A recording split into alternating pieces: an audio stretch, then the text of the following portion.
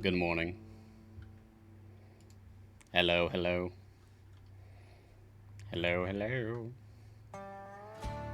You say pre-stream, and I say hello.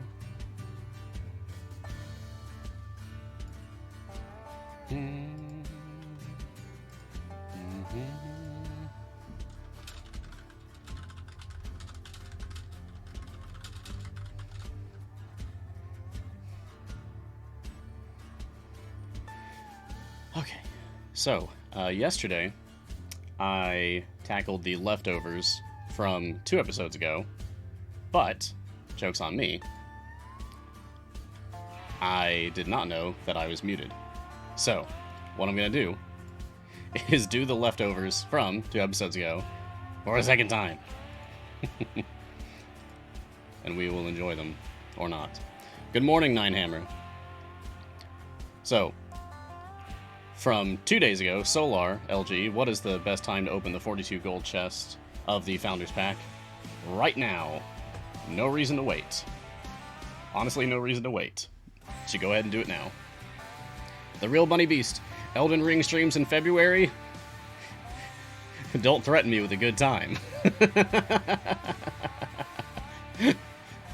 Oh, Catch 23, that's great. What up, my champions from another Cambion? That's good. How's it going, Catch? And Lauren's with us today as well. Lauren is my mod today.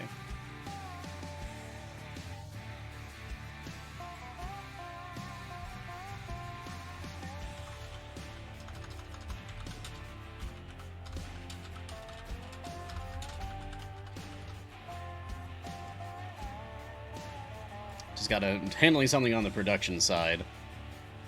Bear with me. Rawr. Bear noises. Merrick also had a question. Are there any champions that are marked as both tanking and gold? So I looked into this. No, there are not. But for what it's worth,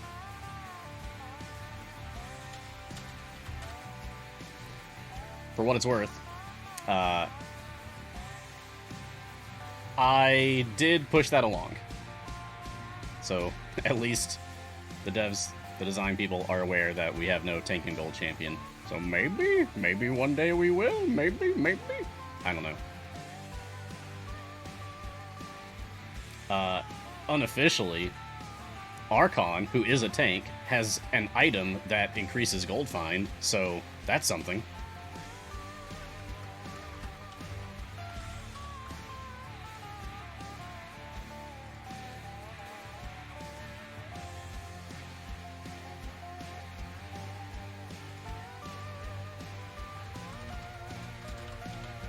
And Arrival of Arrival question. Artemis is my favorite character and I just got him. What champions are best with him? Who should I time gate? You want to go for popularly used support champions who are also themselves DPS champions, as in they are both DPS and support role champions. That is the best case for pairing up with Artemis. If you want some advice about like how to work with Artemis, Garwar's last show in December was Garwar's Guide to the Artemis Meta. I modded for that. It was very good. I learned a lot about Artemis from that show.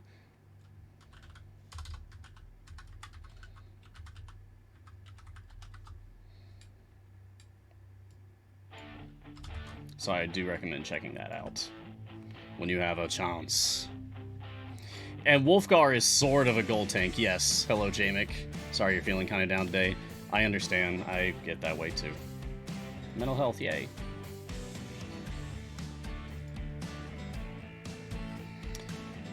Yeah, Wolfgar contributes to the Bounty of the Hall, Companions of the Hall, Gold Find, thingy, Formation ability, which increases your gold find, at least a little bit.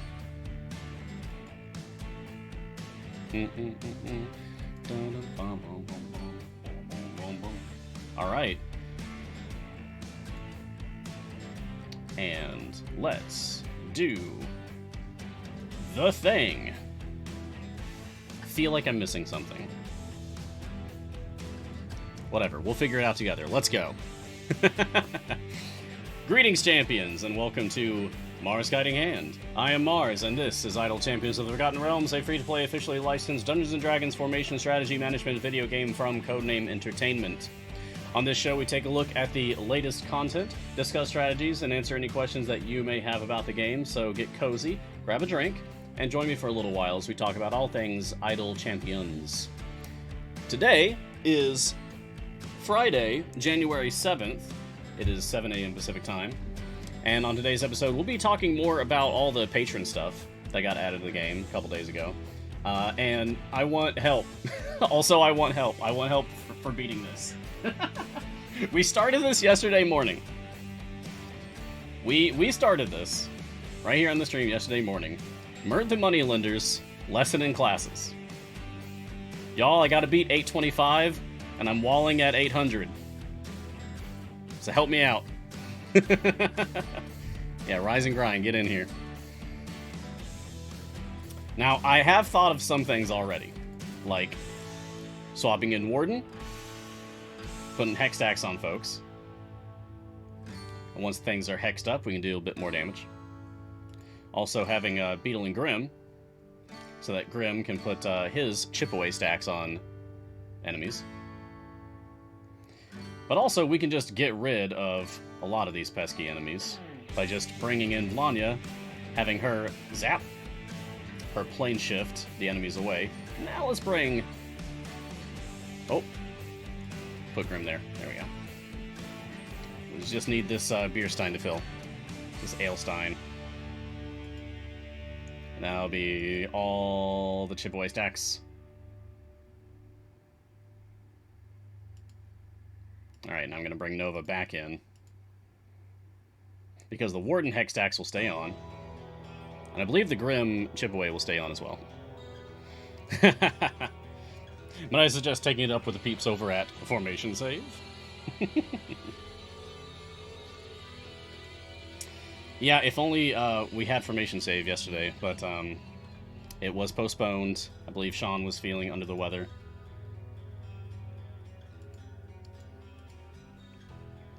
Do I have my good core on? I do. Yeah. Oh, looks like we're having trouble with the code. But no worries. Our very own Obo Lauren is working as my mod today.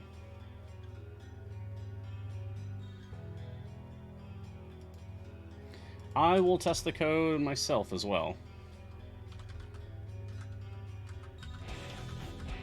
Old Azaka had a farm. Oh yeah, it's not working. That's a shame. I was really excited about this code. I thought it'd be very fun. I couldn't believe that it fit exactly in the 16 characters.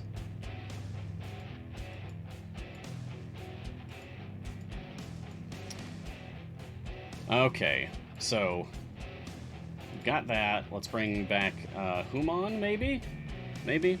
Yes, you can type codes if you didn't know that. Kagetora. You can indeed. Yeah, just sit tight. We'll get the code fixed up. These things happen. My Newt says that it works now. Can anyone else confirm that the code is working for them? Sorgaib says it works now. Granger. Vampish Gibbon. That's a great name. Okay, several people. Alright, thank you, Lauren. Lauren to the rescue. Excellent.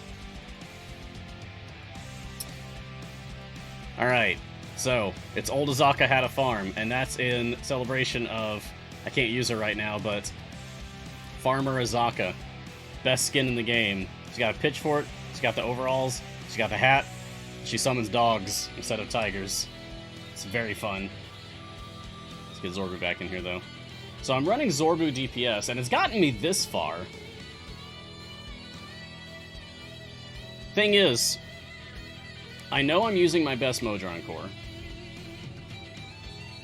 It's fully epicked out every node. So, I feel like I might have the best formation I'm going to get with what I'm trying to do. But you know what I haven't done? I have not done Orkira stacking, and I have not done Baloth stacking. So I need to do both of those things, and that might give us the power, hopefully it will give us the power, to actually clear through this stuff. So let's go all the way back to stage 1, and I will set up Orkira stacks. Let's see, let's just overwrite this. Sure, okay. And now let's take everybody away. Everybody go away. Everybody get the heck out of here. Not you. You stay. And bring your friends. Alright, I need to get Archon up in this. And Artemis as well. I need Usurped Power on Archon. I need Observance Friend on Artemis. Okay. And I want Orkira to be healing as many DPSs as possible. So, let's go with, oh, actually, can I get Olcoria? I can also get Olcoria, but I can't bring in Narak. Narak is banned, because this is using Mert the Moneylender.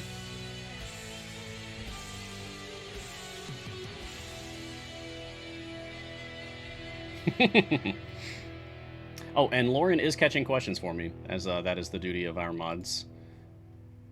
Lauren is catching questions, so if you have questions for me, put them in chat. Lauren will catch them and put them in a document for me to get to.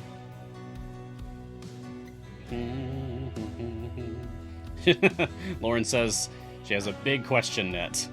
I'm imagining all of these questions just fluttering by like words in the shape of birds. She's just got a huge net, just whoosh, like a big butterfly net, standing out in the field catching questions as they flutter by. Fun. All right. Do I have any magical DPS that I can put out here? Prudence. That's something. I can't go with Ashara.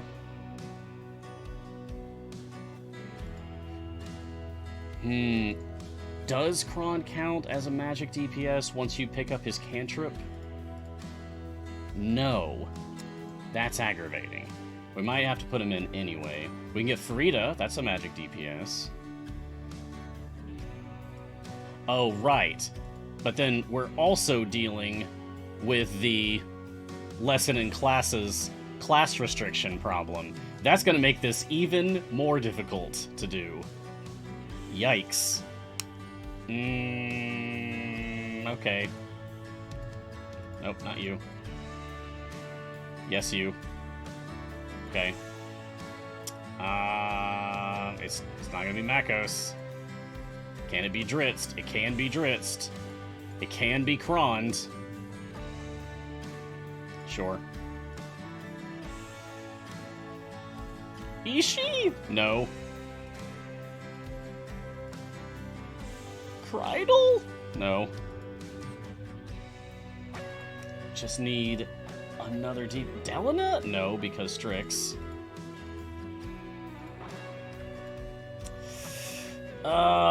Beetle swapped to Grim. Beetle swapped to Grim. Which one of you is the rogue? Artemis. No? Oh, Wizard. Oh, right. Both of you. Okay. Get you over here. And I'm not going to wait 4 minutes for that, so I'm going to go ahead and use a Respec Potion on Beetle. If you don't know, you can use a Potion of Specialization to force an ultimate cooldown. See, instead of waiting 4 minutes, it's already available. Boom. Okay, so now we've got Grim in here. Let's get Artemis back. Let's get Olcoria back. Okay, this might be the best that we can hope for Orkira stacking Lesson in Classes Mert the Moneylender. It's not great, but it's at least a lot better than we had before. Okay, so we've got E15 healing on Artemis right now. Excellent. So if I put on a little bit more speed,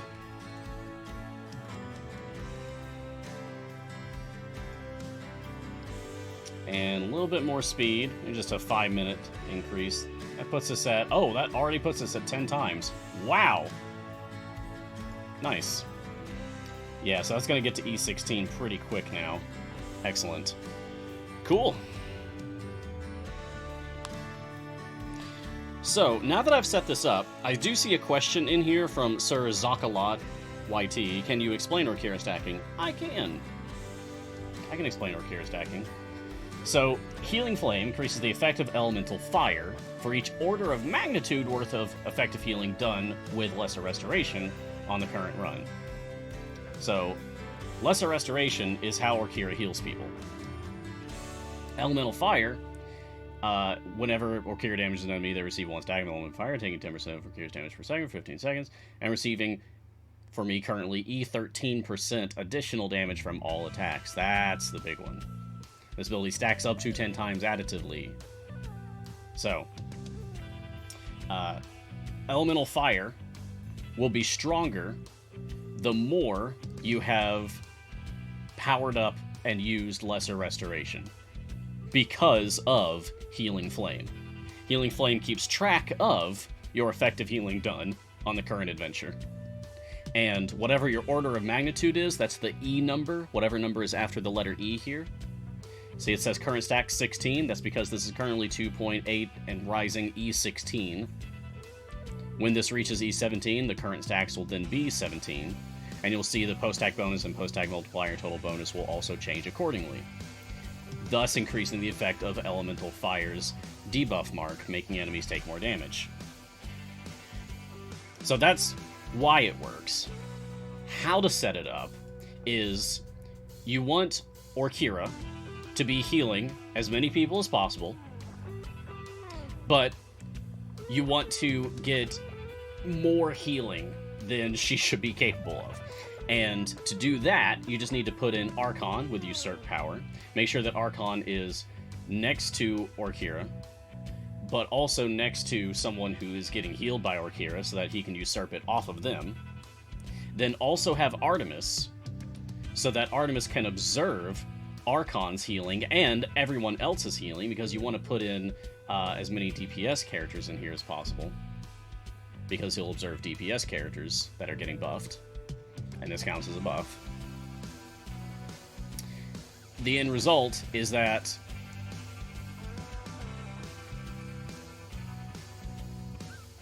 Orkira should be healing E05 health per second, and yet Archon is healing E07. Looks like sometimes E08, but I think that's just the numbers tripping over themselves. And then Artemis, observing off of all of them, with all of his buffs for observation, is raising that up to E15. And that's how this is stacking up so quickly. We're already halfway to E17. I think when it gets to E17, I'm going to stop the Orkira stacking. Bonus points if you can also work in Narak. But it can be a bit fiddly to get the positioning right, because you also want Narak to be adjacent to Orkira. I definitely can't do that in this situation, because other than just the fact that I'm down one spot because of the lessening classes restrictions, the other element of the restriction is Mert the Moneylender, preventing me from using Narak at all, because Narak is neutral aligned. Mert only wants good and evil aligned. Yeah. Alright, so while we're waiting on this, I'm going to get to questions. Starting with, as always, what is today's tea? Today's tea is the last of my Paris by Harney & Sons. This is a fruity, floral black tea with bergamot oil. It's quite fancy, and it's very nice. It's a great way to start your day, kind of tea. Reds fan 73. Question, Mars, what animals does Azaka have on her farm? Tigers and dogs, apparently. So we all know that Azaka summons tigers as her ultimate, but when she's using her farmer Azaka skin, she summons farm dogs. Just big, powerful dogs. So old Azaka had a farm. Is there an Idle Champions equivalent of EIEIO? I don't know. But on that farm, she had some tigers and dogs. EIEIO. With a claw here and a gold drop there. You can figure out the rest. Slayer Icarius. I just unlocked Hazaka this morning and I'm working on unlocking second party. Any tips on completing second party? Oh, Lorcan, AZ, AKA. That's okay, that's funny. Good job, good job. Any tips on completing split the party? Don't put all your eggs in one basket. That's the first thing I would suggest. Is, you don't have to field a full formation at the beginning of split the party. You don't have to. If you're struggling with split the party, then just try to just barely squeak on by. You don't have to, like, optimize, you just have to be good enough, right? So, like, just put in as many champions, and just as powerful champions as you need, just to squeak by. That's the biggest thing that I would suggest. That was what messed me up the first time I played Split the Party. I just started building a formation like normal, and then, oh, wait a second, that's a bad idea, I don't have to do that. Think about you're the bad person in a group project at school. So you're just doing the bare minimum. Yeah. You're the bad member of a group project. Do the bare minimum. Prince Guinevere, question. Any update yet on whether there are hidden codes this year? I have no update for you. I wish I did. Catch-23, Stabigail asks a question. Oh, okay. We have a courier here. Catch is being a courier for Stabigail's question. Are you He-Man? And do you, in fact, have the power? Well, I do wake up in the morning and step outside, and I take a deep breath, and I don't get real high, because winners don't do drugs. And I scream at the top of my lungs, what's going on? That is my morning ritual. I do step outside and scream at the top of my lungs, what's going on? Okay, we've reached 1E17. So, that's all we need for Orkira stacking. Let's get my full formation back out here, and let's see if they can do any more damage.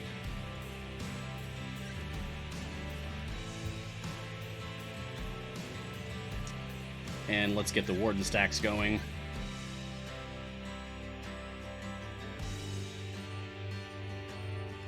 And we might need to get Grim in here.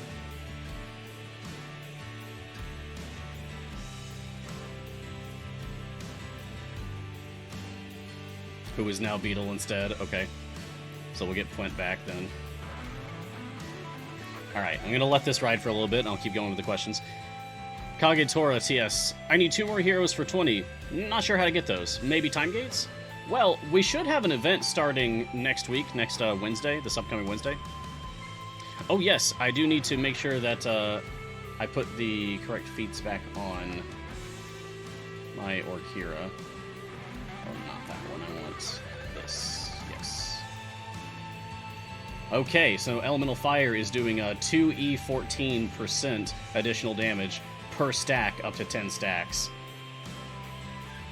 So that's going to be real strong.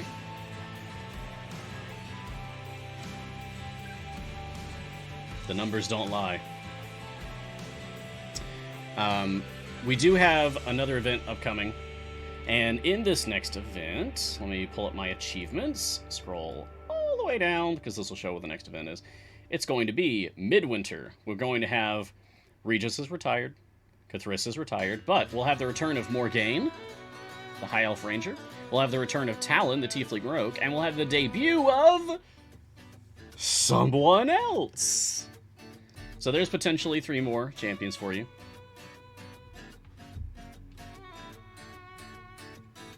Oh, it was just a joke, Unreal. There's 3 more champions for you, but there's also time gates in between events.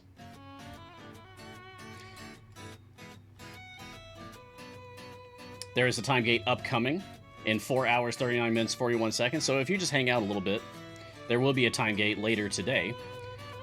And if you're not familiar with time gates, it gives you an opportunity to potentially unlock if you didn't already have them, or gear up if you do already have them, and if you don't already have them. You'll get gear either way. An event champion of your choice from the full list of event champions. Oh god, look at... Oh, jeez. Okay, so Ascendant Evelyn skin is, kind of a lot on times 10 speed. Good gravy. Calm down, Evelyn. Jeez. Yes, Coffeenia, my mod today is our very own Obo Lauren. No one else could make it to modding, so Lauren swooped in to save the day and has offered to mod for the show, which I am quite thankful for. Okay, I'm pretty sure we got hex stacks built up now, so I'm going to switch back over to Nova here.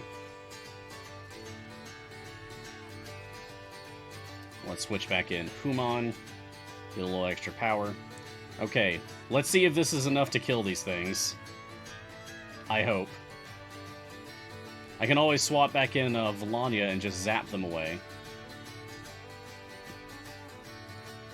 I might do that just to get them out of here so that we can focus on the Tarask. Yeah, let's do that. And I will let the ultimate tick down. Okay. Granger B, question. Your champion portraits look different than mine, and they also reflect the skins they're wearing. Is there a setting to change that? I'm so glad you asked. Yes, there is. So if you go, press escape, and go to your settings, and then down here, you'll see there is a box for console UI portraits. If I turn that on, is this what your portraits look like? Because these are the console portraits. When you play the game on console, this is what the portraits will look like by default. But there is a setting to toggle that. You can make it go back to classic by just turning that off. Yeah. Arcans 14. Hey, I started yesterday. Welcome to Idle Champions. And bought my first familiar for 250 gems. Mage Hand, yeah. Classic. One of the best. Simple but good. Should I spend the gems now on Silver Chest? Oh, well, yes, you should. But also, it is very much worth noting that I got a guide for that. That's Gar's thing. But if you type in !ICVA in chat, then you will get a link to an Imgur album. And in there, you'll find the Gems Visual Aid. And the Gems Visual Aid... There we go. The Gems Visual Aid contains, like, sort of a walkthrough of how I feel about gem expenditures for familiars versus chests as you go, as you play the game. Okay, get one back out. Went out here again. Come on there. Okay, please. If this is not enough, we're going to have to resort to Baloth stacking, which is a whole nother egg to crack. Yeah, we do need more speed potions for this song. There's also more damage potions I can put on if I really need to. Nice code. Thank you. Thank you very much. I set that up on Tuesday night, and I've been looking forward to it. Thank you, Lauren, for fixing it to make sure it worked. Ruiner 2077, pretty new to the game. How do you get characters during events? I've not seen a pop-up of events. Should I close my game like once a day to update? Yeah, you should restart your game at least once a day. Like, just close it and reopen it. It takes a couple minutes at worst. At least from what I've seen. I've heard some people it can take longer, and some people it can be faster. Maybe it depends on your connection or it depends on your device, but for me, it takes a couple of minutes at the worst. Just close the game, reopen it, and if there is an event live, then it should show up in your game. Events begin on Wednesdays at noon Pacific time, 3 p.m. Eastern, and they run for 12 days? Yeah, because they end after a full week and then the following Monday at noon Pacific time. We are still not taking down this Tarask. We're not even taking chunks off of it. Okay, I was worried about this, but it looks like I am going to have to set up some Baloth stacking now. So, let's do it. First things first, get Orkira out of here because she's going to make this a lot harder to do. Oh, I didn't have... Y'all, I didn't have my good Mojang core on. I didn't have my good Mojang core on. Okay, let's try that again. Nobody saw that several minutes of work. Nobody saw that. Whatever, it's early morning. I'm not a morning person. And yet, I am the morning stream person. I must become a morning person. I must adapt to my environment. Alright, let's try all that again. With the good Mojang core on, because that's like an E25 difference in damage.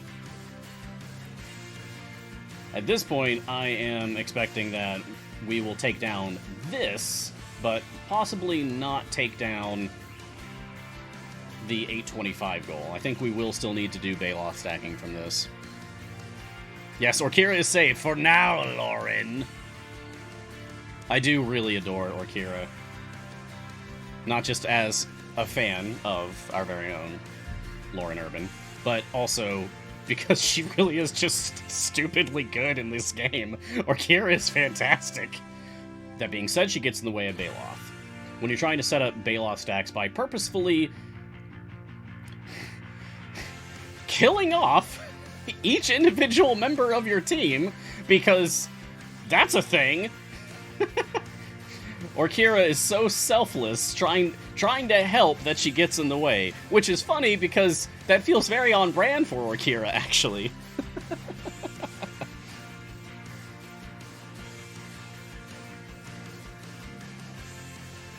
Get in here. You're supposed to be marking these people. Come on. Oh, actually, let's just give Lanya. And just have her do the Zappy Zap again. Yeah, it's pretty much 100% Orkira. I'm glad you agree, Lauren. Alright, so I will do more questions while I'm waiting on Vlanya's plane shift again. Foolish Genius 89. Question, how's your Dahani looking on paint stacks? I combo Zorbu, Dahani, Torgar, and I just hit layer 7 2 days ago. Layer 7? Sheesh. Okay, wow. Can I get Dahani out here? I can! Let's check what my Dahani stacks are, huh?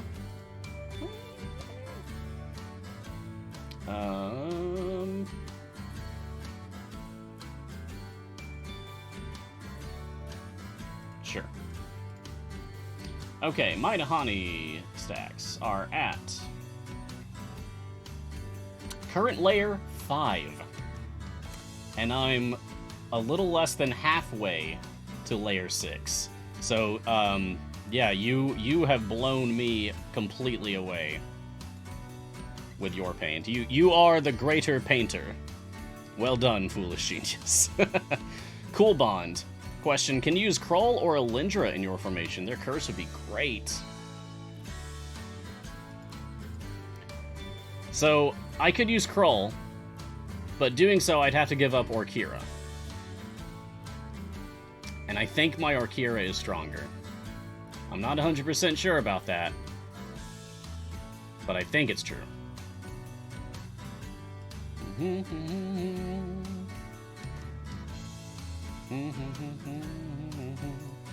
Okay, let's get Grim stacks up again. There we go. Now the Aelstein's building up. I can give it a try. I can give it a shot. I'm always willing to give something a shot. You never know until you try.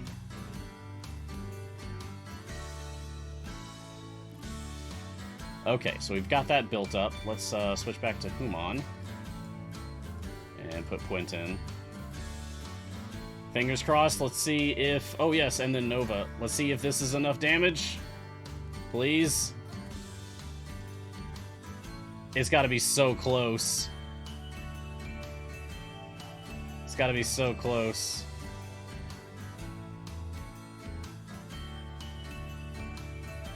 Come on. Just show me taking one chunk off of it, and that'll be all the hope that I need. That'll be all the hope that I need to know that I can actually do this. Alright, let's ride for a second while I do the next question. Kendera, I'm pretty new to this all. That's okay.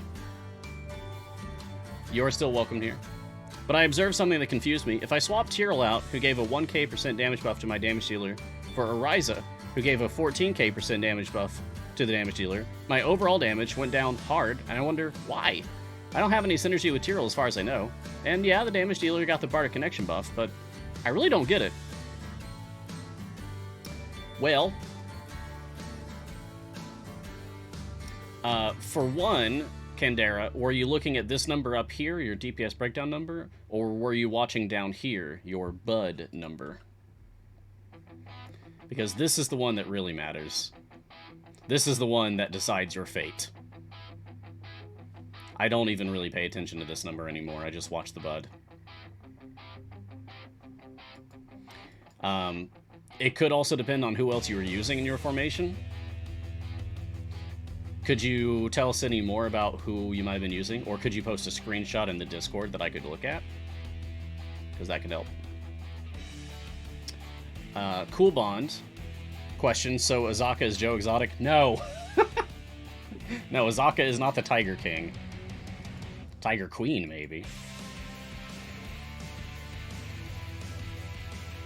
Twitch username is needed. Why does Kroll's ultimate work so good versus health blocks? Because it does damage, but like it does continuous pops of damage. Like there's multiple triggers of damage. So it's just more visually satisfying, right? Like when you're killing normal enemies, just boop, they're gone. But when you're using like Kroll's ultimate doing continuous damage on an armor boss, then you see their health go and that's very satisfying to watch. Alright, you know what? Sure. Kroll, go.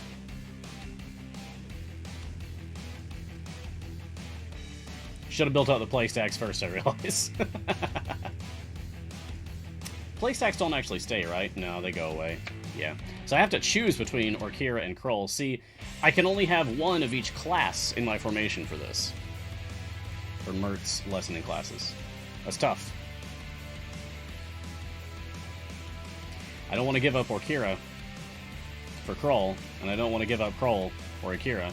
They're both very good, and I can't use them together. I would love to if I can, but can't.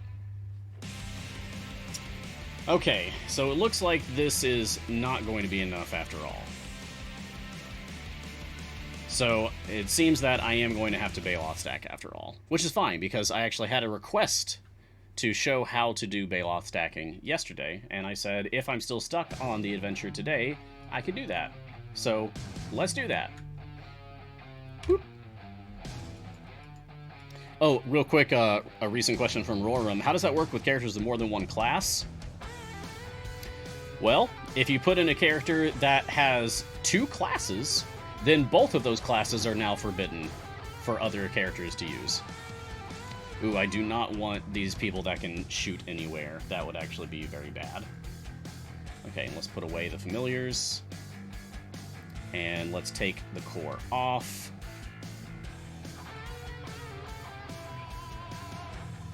And I wonder, if I take Tyrell out, I don't think I've ever tested this and put him back in. No, he still has the shield. Okay. So we're just going to have to wait for them to chew through the shield, which, pretty quick, actually. Oh yeah, because it does actually drop off, that's right. That being said, he still has a lot of health. That's a beefy boy.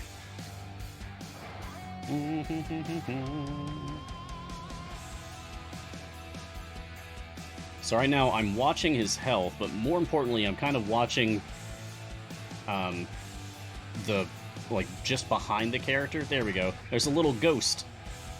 That's Najim. That's the Jinn. The genie that works for Baloth. So now we have this icon on Tyrell, and this means that Tyrell has been saved by Baloth, prevented from dying, thanks to Generous Jinn, and it says current revive champions 1. We want to put that on everybody. So now, I'm going to move Tyrell back and move Donar forward. And let it happen again. This should be quicker, because Donar is not a tank. Oh. I think I may have been a little bit too quick on that one.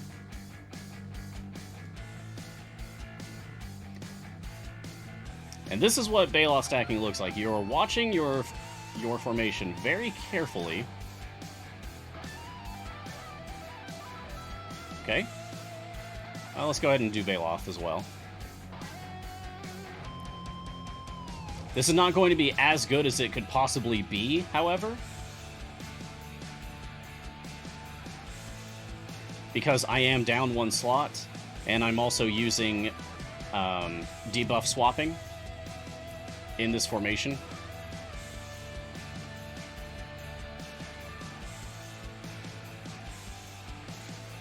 Like swapping in Warden to put up Hex stacks, for example. When you do that, if the person you swapped out was marked by Generous Gene, then they will lose it. So we're not going to get as much power out of this as we possibly could. Also, there is a cooldown period that you have to wait. You have to wait for a cooldown period in between these revivals, or these death preventions. Alright, let's let that go. There we are. Put you... Oh, nope. Put you back.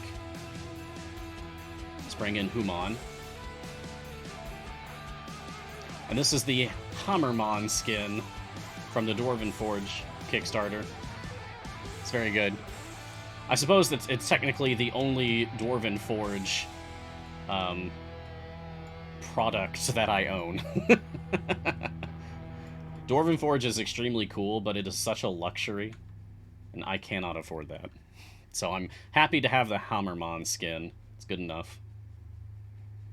Although, because I did actually kickstart their Kickstarter, this is months ago, I will be getting one piece of Dwarven Forge product. It's like a miniature throne, I think it's called. I think they're calling them thrones. I'm gonna put my Mars miniature on it.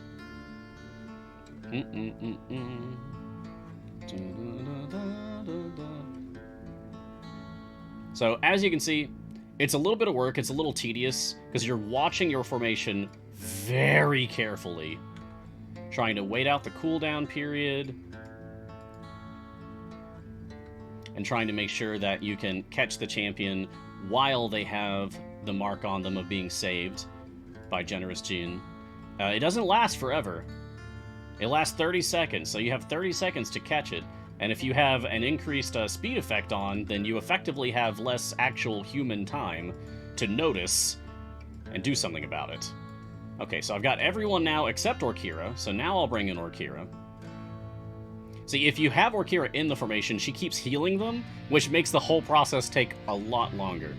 So, if you're using Orkira in your formation, you save her for last when you're doing Baloth stacking. There we go. Now that should be everyone. Demogorgon with a baleful gaze will devour the world at the end of days. Demogorgon, the simmering beast, the whole multiverse will be its feast. Demogorgon, Prince of the Abyss. I think this is the song that I sing along to most often. It's so good. It's so catchy. And I know this is, it's like it's almost like a cursed lullaby. So I may have sang this to my infant nephew over the holiday break. I may have actually sang this as a lullaby for my infant nephew a few weeks ago. Alright, back to questions while I'm waiting on things to die, I guess. Stan Mechanic, is there a list somewhere of what champions are retired from events? I don't know if there's a handy list. Oh, wait a second. Yes, there is. My list! Exclamation mark ICVA will get you a link to my visual aids.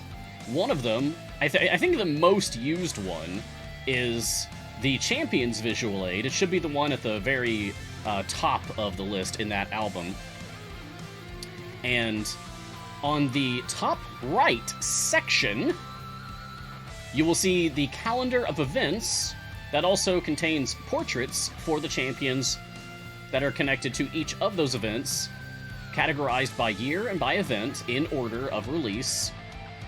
And any of those portraits that have a time gate icon in the bottom left, those are the ones that are retired.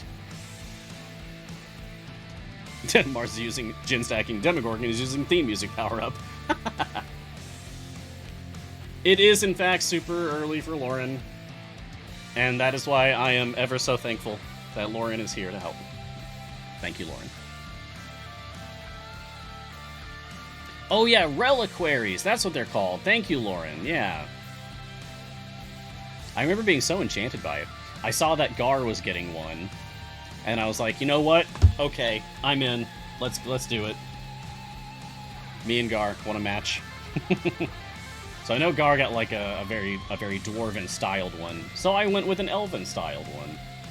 Magical, mystical, and very blue. Oh yeah, Lauren is the second I was scrolling through and saw the Phoenix one, I was like, okay, so Lauren's already backing this. Cool, cool. Because of course you would if you saw the Phoenix. Ruiner, is there a more reliable way to get time gate pie slices to drop? I've had one drop in a couple of days. Time gate pieces, or pizza slices, or pie slices, or whatever you feel like calling them, they drop one piece every 5 to 6 days. The way that the game does it is your time gate piece drops whenever, and then you will have a randomized number of seconds will be generated, and that is somewhere between 5 and 6 days worth of seconds. And then those seconds just tick down. Even if you have the game closed, it'll tick down. And when that timer is up, when it reaches 0, then you'll have the chance for a time gate piece to drop. It's a 5% chance every time you take down a boss. It's like rolling a 20 on a 20-sided die. Yeah, the health bar does look a bit stuck on full, don't it? So, before I ruin this, the Baloth stacks, just to show how much this is giving. Current Revive Champion's 9, that's my full party because I am down one slot. But it is giving me a total DPS buff of 4.39 11%. That's big. But I think that we would benefit more by getting some Warden stacks in here. But by swapping in Warden, we have lost one of our Baloth stacks, and so it's gone down an order of magnitude. Now it's 6.28 10%. But the Hex is 7% more damage, and it stacks. So it ends up being more damage overall. Does that make sense? And yes, I do have the correct Modron core on. I did make sure about that. Space Cow 2004, just got my first skills from Tiamat. Any recommendations on who to upgrade first? Zorbu? Zorbu would be a good one. I would go with your favorite of the popular meta options for someone who is either a support or a strong DPS and support. My issue with going all in on a pure DPS is that you are banking on that person being the top damage dealer forever. If you invest instead in a support champion, then even if the top DPS champion changes, there's still a very good chance that you'll be using that very good support champion for them. Not guaranteed, but a very good chance. Right. So you're more likely to benefit in the long run from investing in a support champion versus a DPS champion. So a DPS and support champion might be the best of both worlds, might be the best compromise there. Which is why I've gone full legendary on Ashara. All 6 of my Ashara's items are legendary, because she is both DPS and support. And a very good one for each of those. Very good support and very good DPS.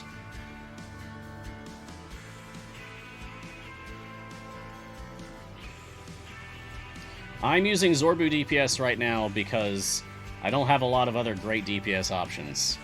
I can't use my Ashara. I could try putting in a different DPS, but doing so is going to require changing up the whole make of my formation, and I'll have to probably redo my Baloth stacking as well, which is tedious, but probably worth it.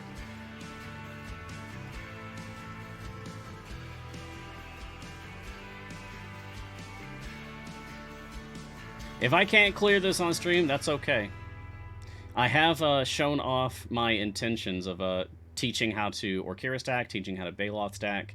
I can always work on this over the weekend, and in the meantime, for the rest of the stream, we can work on my alt account. This is another great reason for me to have 2 accounts for streaming purposes.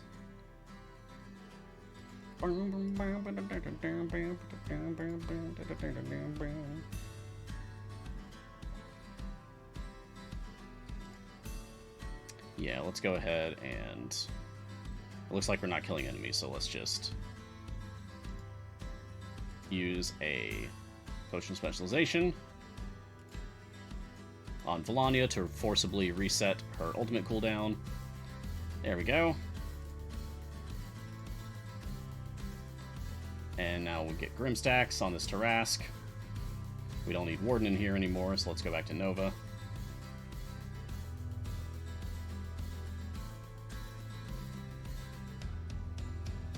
Deal me in!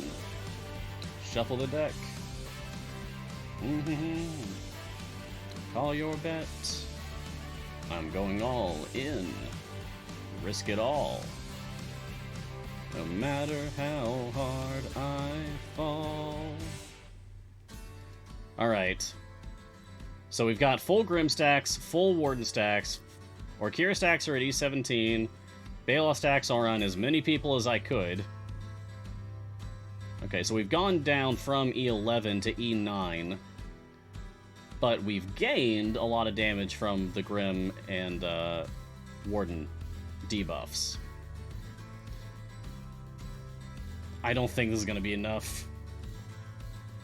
I really had hopes. Okay. Kind of a last-ditch effort here. Will potions make the difference? Let's find out.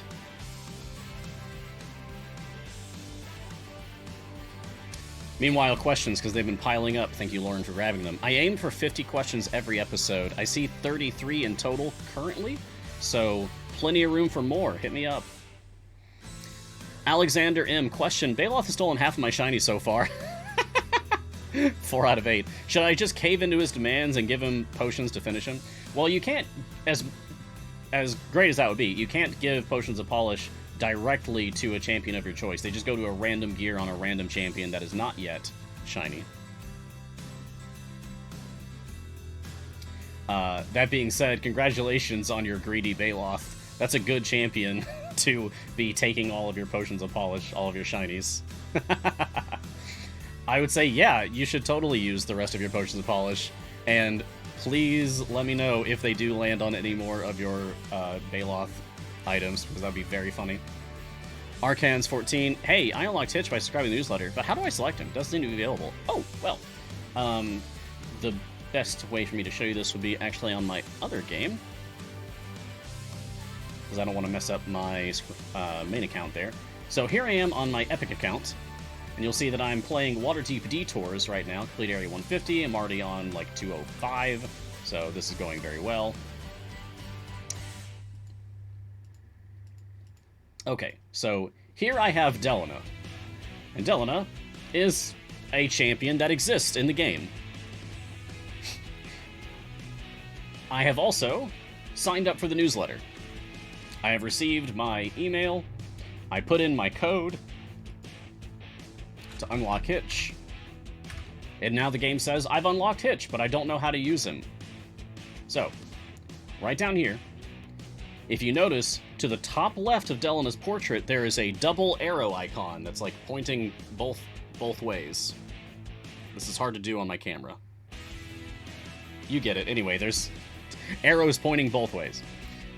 Click on that, and then you'll see Hitch as an option. Then click on Swap, and there he is. Here comes the boy. You can also do it from their character sheet. The double arrow switch icon is in the bottom right instead of the top left. And you can just switch them like that. So pretty simple, honestly, once you know how to use it.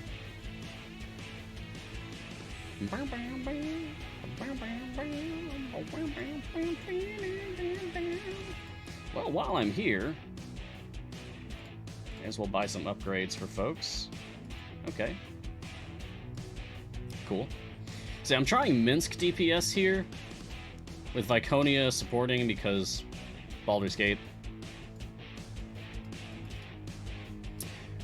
This is going pretty well so far. I believe this is the furthest I've ever reached in Grand Tour of the Sword Coast. My theory about Viconia is that she was, like, meant more for newer players. On my main account, she just doesn't hold up to her competition in slot. But on my new account, oh, yeah. Yeah, no, she's good. It's going pretty well, I would say.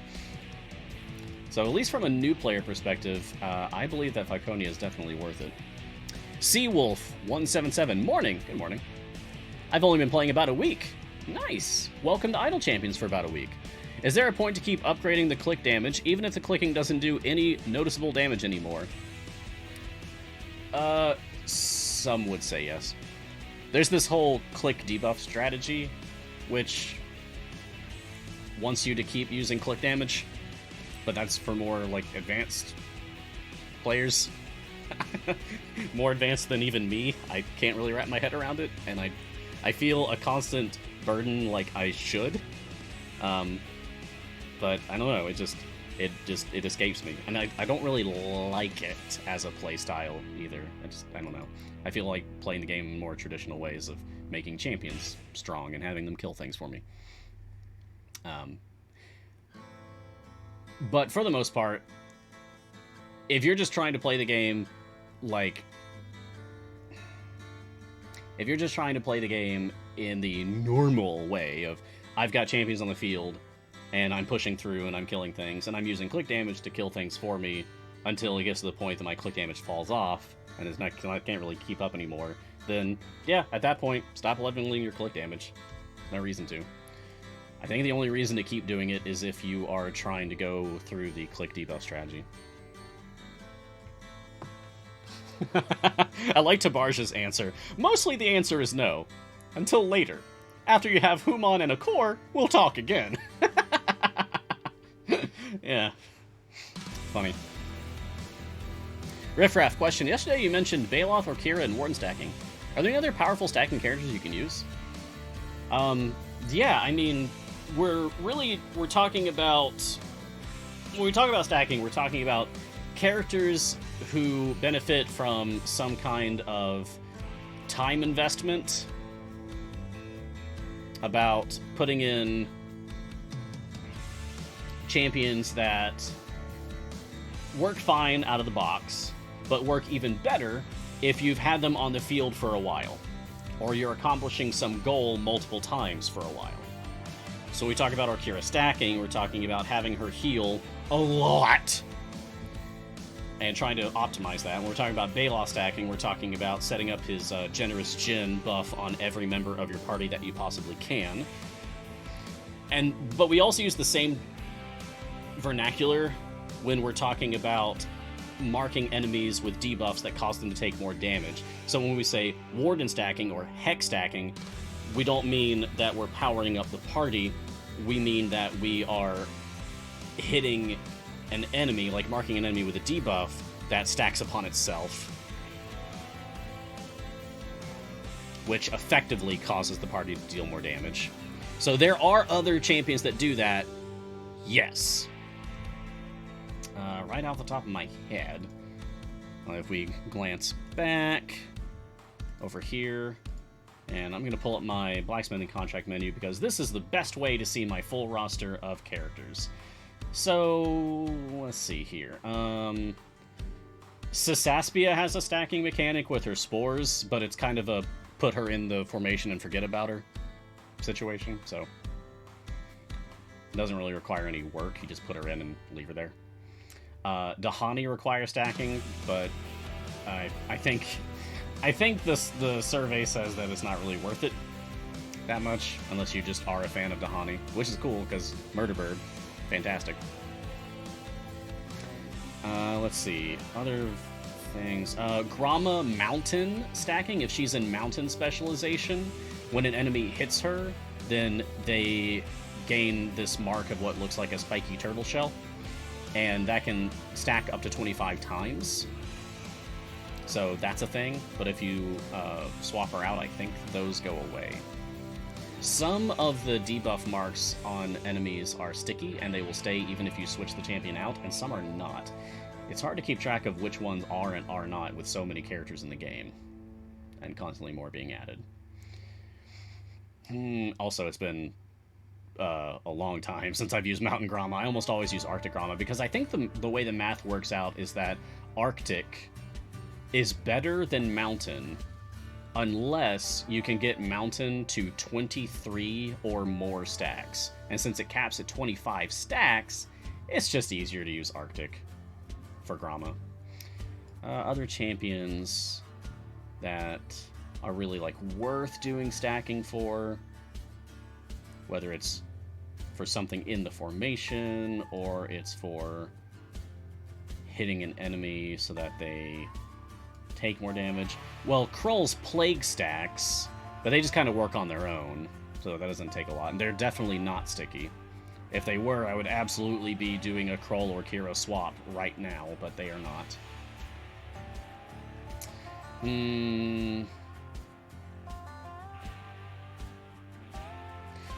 If you want to count it, I guess Freely's Adventurous Tail stacks, they're not going to help you push any further, but they will give you more favor when you reset the adventure. That's a thing.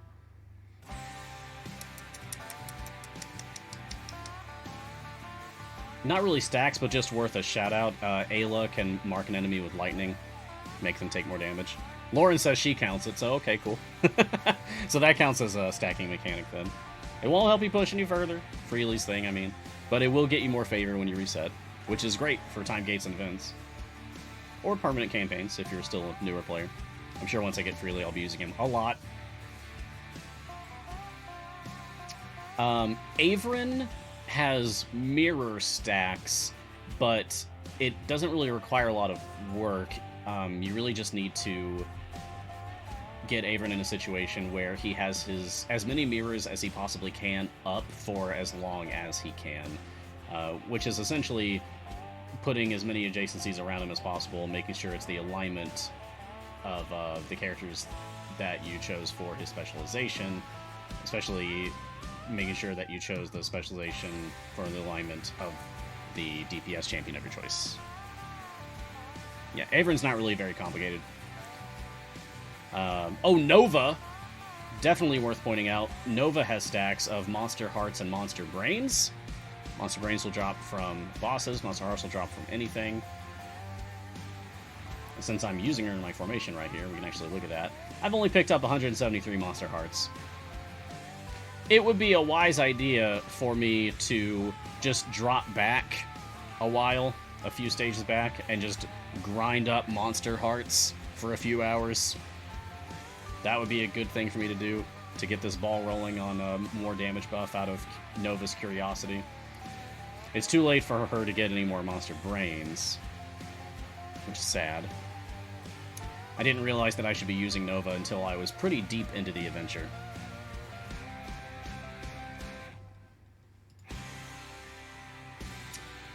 Yeah, so those are some stacking champions. I'm going to move on to more, because we are at like 40 questions now.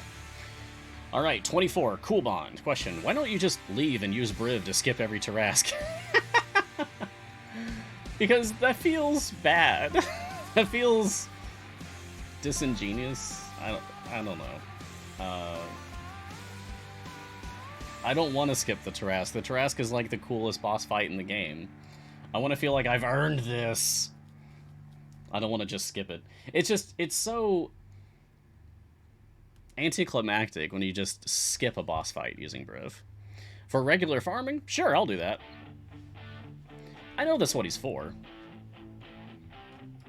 I just don't like using him for that purpose. We all play the game different ways, right? Okay, I'm going to switch back to my epic game. Ooh. Oh, things were looking a little dicey there, but we started getting kills. Okay. Yeah, come learn about the latest updates with me. We should actually, we should talk about...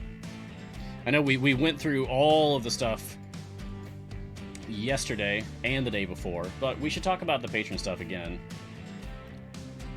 Let's see if I can kill this boss first. Oh, yeah. Bye-bye. Boom, boom. Get out of here. Bye-bye, big spider. Decken creates. We all play the game different ways, right? Googling for a Garwar, do we play the game differently guide? Garwar's guide to how to play the game differently. That would be amusing. I wonder if he's gonna put out some kind of an April Fool's guide. And if not, he should. If he's not already super busy. Eric Mears, first time gate coming up soon. Should I go for Briv for speed, since he'd give me another bond champion for Ashara? Or is there another speed champion that's more useful for a new player? Briv is a very good choice, even if you're not using Briv as a speed champion. Briv is also one of the best healing champions in the game, one of the best tank champions in the game, one of the best support champions in the game, and on top of all that, also one of the best speed champions in the game.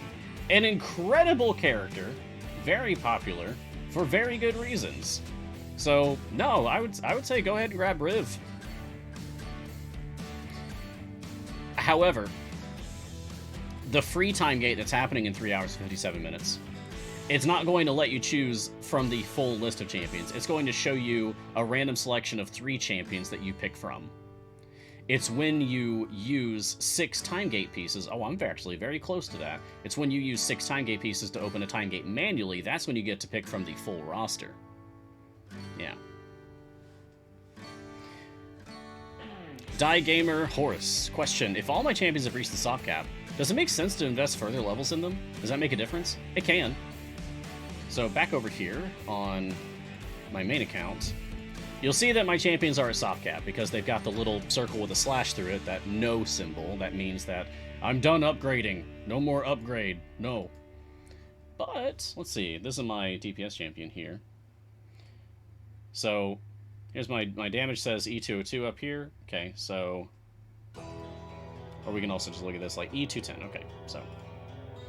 If I switch this to times 100, and I level up... Hey, look at that! It went up a little bit. Just a little bit. Not a lot, but something. You can just squeeze out a little bit more DPS juice out of your DPS champion by purposefully over-leveling them. For the rest, it doesn't matter so much. One other thing that you can do is if your tank champion is on the verge of death, when you level a champion, it also heals them. So you can just kind of put it on ×1 and keep your finger on the trigger for your tank champion and just watch their health carefully. And if you see it starting to dip down, just like boop, a boop, boop, boop, a boop, boop, boop, boop, boop, boop, boop. Tyrell can have little level up as a treat. Boop, boop, boop, boop, boop. So yeah, you can use that to keep people alive. And those are really the only 2 uses for overleveling. Once upon a time, we needed to overlevel champions in order to unlock their second feat slot. But since then, we've had, like, I think 2 level cap increases. And so that's not a thing anymore. You pick up the second feat slot on your way to soft cap nowadays. But once upon a time, we had to overlevel to make that happen.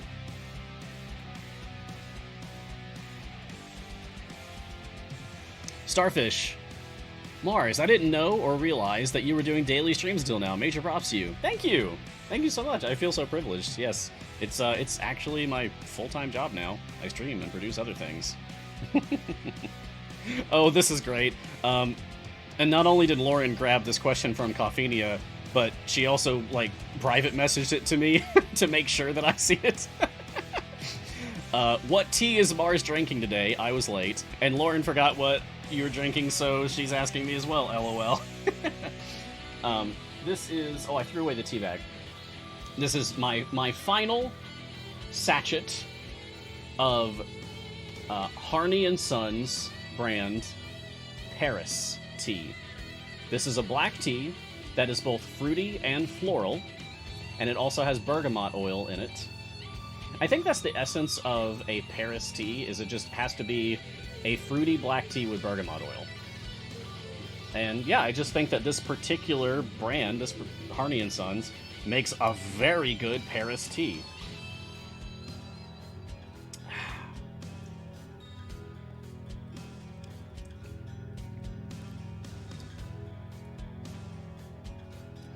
I have had teas that taste like soap because they're just too floral.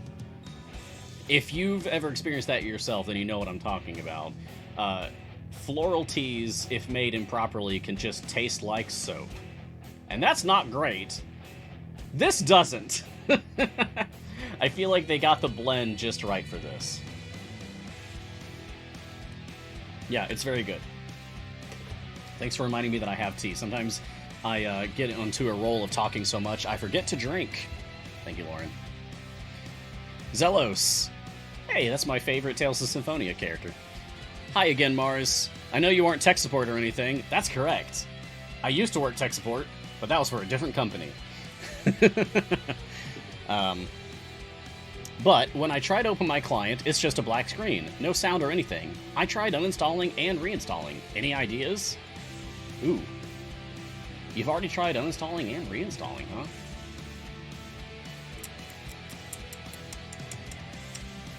Okay. Ooh.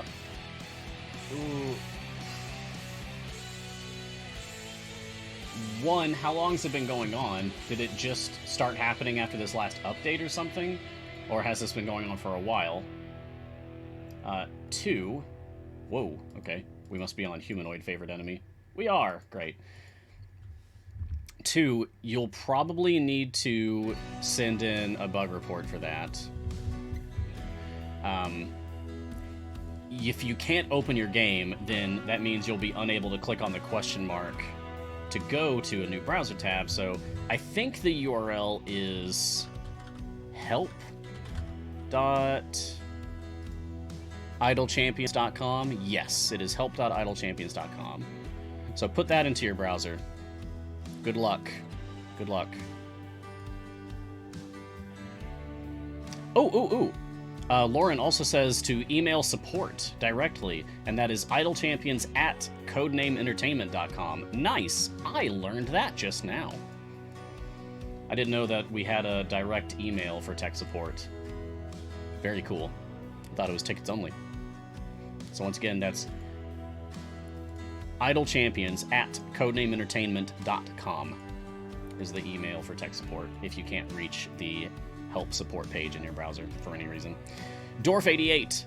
Should I save another 45k gems for a core for my third group, or spend them on chests for epics till I get full epics?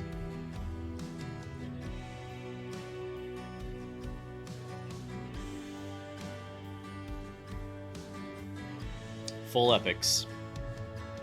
Yeah. Yeah, I'm gonna say if you were already at 2 cores... If you're not already at full epic, you should be. It is time. It has been time for a while. You should do the thing. Go epic hunting, and good luck. Rooting for you. Reed Bowman. The Tier 7 Vajra Global buff has a chance of doubling gold chest rewards. What happens if you get lucky and get a shiny out of the chest? Okay, I think there's a little confusion here. It doesn't double the rewards that come in a gold chest. Like, it doesn't make your gold chest give you more stuff. It means that sometimes when you kill a boss, in addition to the gems that they drop, they will also drop a silver, or if you're very lucky, a regular gold chest. Like, not an event gold chest, but a regular gold chest. You know the ones. They cost 500 gems in the gem shop. Those. The Vajra global buff gives you a chance of getting 2 gold chests to drop instead of 1. That's what that means. It's not giving you more stuff in the gold chest.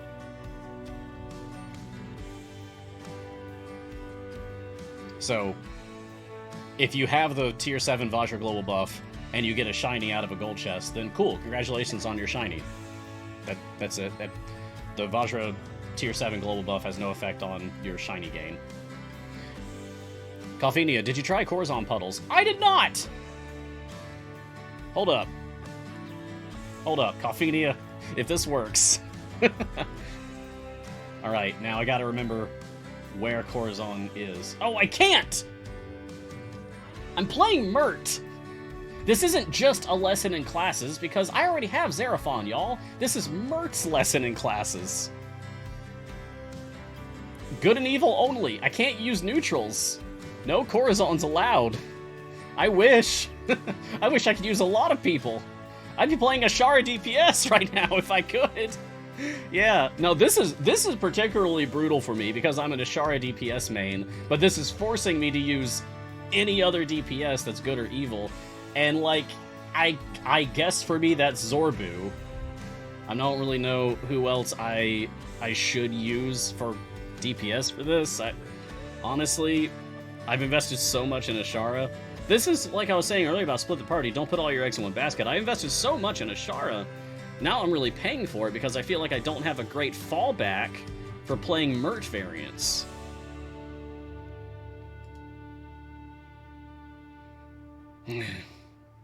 Like, I know my Kron does not have great item levels, like, compared to my Ashara.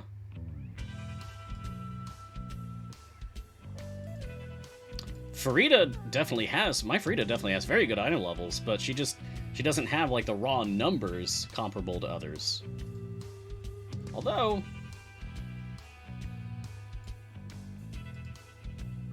Wait, who's a sorcerer? Oh, yeah, Baloth. Or no, Farida's a warlock. Yeah, and Nova's a warlock, so I'd have to replace Nova with Frida. And then Frida does have the dex for Zorbu to buff. Okay, fine. Let's see. Eh? Kind of? Yeah. Is that still just buffing, is that still Zorbu DPS? That's still Zorbu DPS. So even getting Frida in here, trying to set up Frida as only DPS, it's still Zorbu DPS. Now, I suppose I could bring in Havilar. Sure, why not?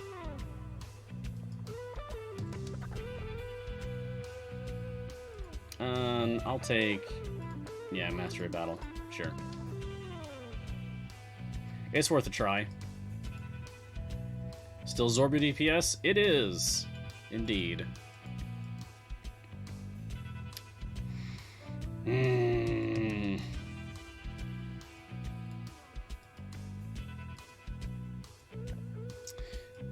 But does that free us up to change anything else? Let's see. What classes do we have in here? We've got Cleric, Paladin, Sorcerer, Barbarian, Warlock, Rogue Bard, Artificer, Fighter, Ranger.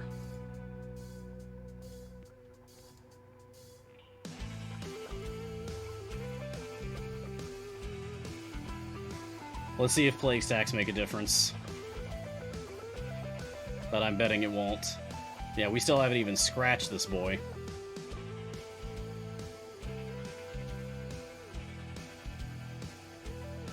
This is so tough.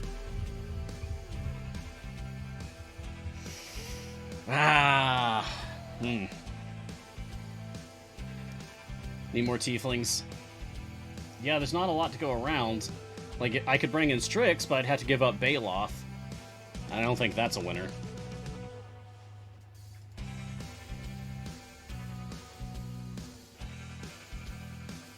I could bring in Prudence, but then she would be my DPS, not Frida.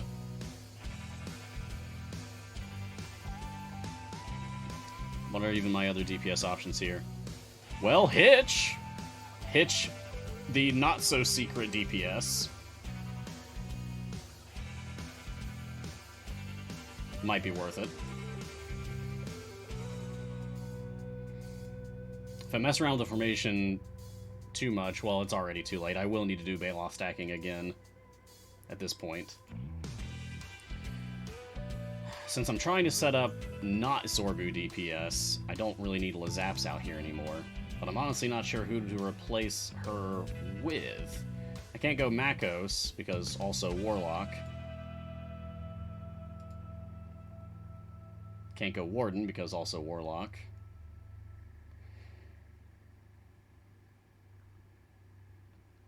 I can't Dragon Bait, because Dawnar. They're both Paladins.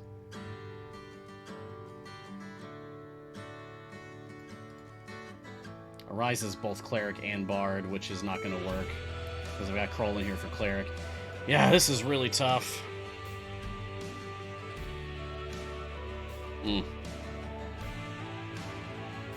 Oh, Old Man Master sat at 850, 900 on a Lesson in Classes Ariel with a double bonded Ashara yesterday. Feels real bad. Oh. Oh, man. Yeah, that sounds tough. If I'm barely, if even, handling it on Mert Lesson in Classes. Zariel Lesson Classes, I don't even want to think about it. Sounds tough. So yeah, I can't do that one. Riff Raff has a follow-up question. In which order do you set up characters that have stacks? Well, honestly, any order that you feel comfortable. I like setting up Orkira stacks first, and then Baloth stacks for my Ashara DPS formation. Like, I'll do all my Orkira stuff, then I'll do all my Baloth stuff. If I'm also doing Briv stacks, trying to get Briv's Nethery Steel built up, then I just honestly take care of that one first. Yeah, I set up Briv, tanking on a stage, and just walk away from the computer for several hours. Eric Mears, is there a way to see the character sheets of substitutes without switching? No. No, you have to switch to make it happen. You can open up, you could have a second account and open up their character sheet on that account, and that would be kind of like doing that. Trendinator question, thanks to holiday specials and hard farming Mad Wizard and Cursed Farmer, I have 320,000 gems! Nice. Shall I buy chests to increase item levels and help me on my next goal, which is Xeraphon and Rhea, or since I'm so close, buy a second Modron core? Ooh. Well, one, thanks for supporting the game with buying those holiday specials, and in so doing, supporting the company, and that means supporting me. But also, should you just buy chests with your 320k gems, or should you get your second Modron core? Well, the second Modron core is the strong core, right? The fast core is better than the strong core, unless you just like really want to use a high-strength DPS character as your DPS of choice. Yeah, if you've got questions, put them in the chat. Lauren's grabbing them for me. We're only a couple of questions away from reaching my goal of 50, so lay it on me, please. I need your questions to live! Questions and tea sustains me.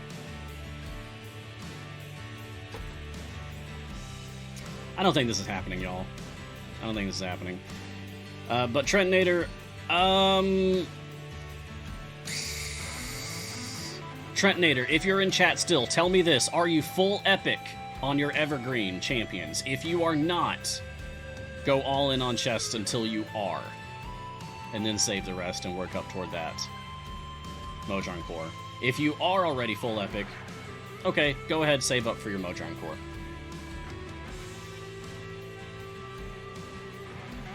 Oh, okay, I just saw a comment in here from Krine. Krine777 says, my questions are all low level. I am no way as far as you in the least. Hey. I do this show for a lot of reasons, and one of the big reasons is to help new players specifically. C&E has told me, like, in meetings that I get a lot of new players checking out this show. And I love that. I like being the welcome wagon. I like being able to say, like, hey, welcome to Idle Champions. Here's my advice for a new person just starting out. Join the Discord, blah, blah, blah, blah, blah. No question is too simple or too low level for me to take on. I will do so in seriousness and in all fairness. I will not make fun of you. I will help you. So please, ask anything you want related to Idle Champions. Or D&D, for that matter. I'll answer D&D questions, too. It is, after all, a D&D video game, so why not?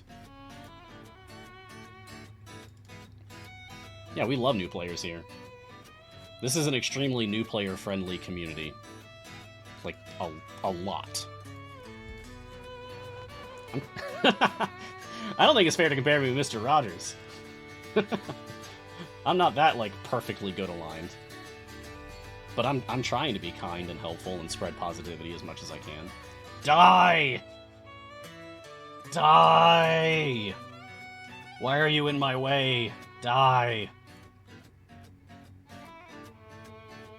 So yeah, spreading positivity and kindness and joy, and hugs and feel-good things, and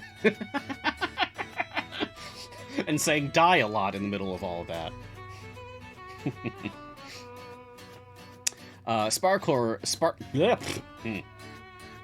Let's take that from the top. Sparkier Jones, why doesn't Strix's Haunted effect not show up as incoming on other champions? It doesn't?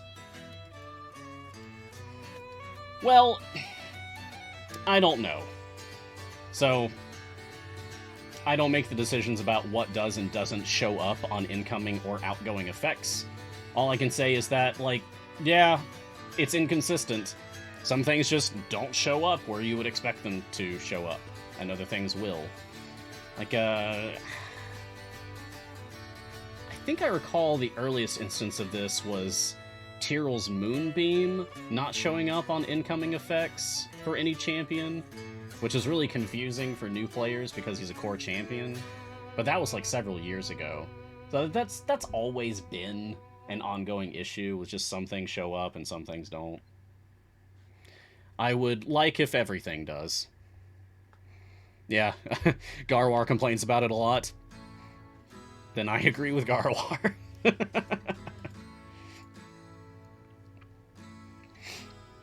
Camro, 85. Question. If you had to rank the cores in terms of overall power, how would you rank them? And is the 500k gem core worth it? Modest, fast, strong, with caveats. Are you a Kron DPS main, or like a Grim DPS main, or like someone who has high strength? Then I have heard that in that situation, the strong core just barely beats out the modest core when it's full epic. But I think either way, the fast core is second place. Garlic camera 85 question. I love auto captioning as well, Grail shaped. But yeah, for me, I love the modest core, but I will admit to something. I will admit to some degree of personal bias. My favorite music group since high school has always been Modest Mouse, and I think of that every single time I use the modest core in Idle Champions. So I am aware that I've got a little nostalgia, a little bias acting in favor for me of voting up the modest core, just because it reminds me of music that I really like. Insomnia, Lonesome Crowded West, one of my top 10 all-time albums. Hey! Cool. I agree. You are very welcome here, Insomnia. Nice, nice, nice, nice, nice. Good to meet a fellow fan. I do indeed float on. Yeah.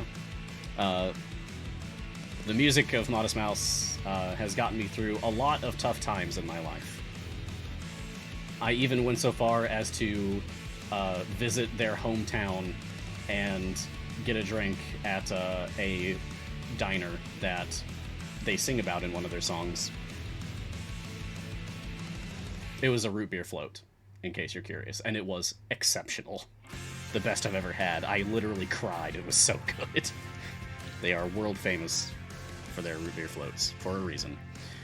Jamick Unyielding question, who all has good efficient item levels? I'm liking Cadbury and or Frida, but I like to consider options. Maybe Black Viper? It really depends on, like, what you're after. Oh, a root beer float coffeenia is basically root beer and vanilla ice cream. And it's, like, frothed up a bit. It's a dessert drink. It's very good. But it depends on what you mean, Jamick. Like, what it is that you're after with good efficient item levels. Like, are you trying to get more power?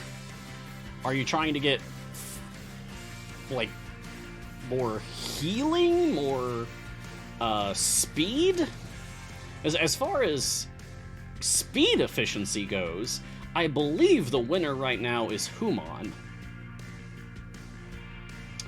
As far as item level efficiency for damage power goes, I honestly don't know the answer to that.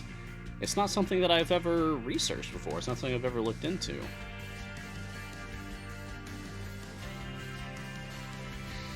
I know that there are third-party sites that have information like that where you can, like, simulate item levels on characters.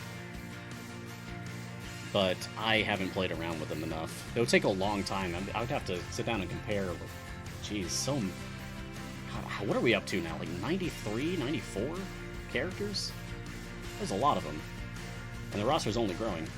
Which is a good thing, but it also makes doing research very time-consuming. Wonder if that's something that I could do on the clock, since that would actually help me for my show. Something to think about. But, yeah, as far as which characters are, like, most item level efficient,